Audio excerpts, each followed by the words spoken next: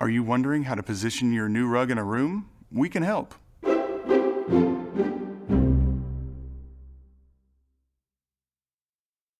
A big challenge our customers face is figuring out how much space to leave between the edge of the rug and the wall.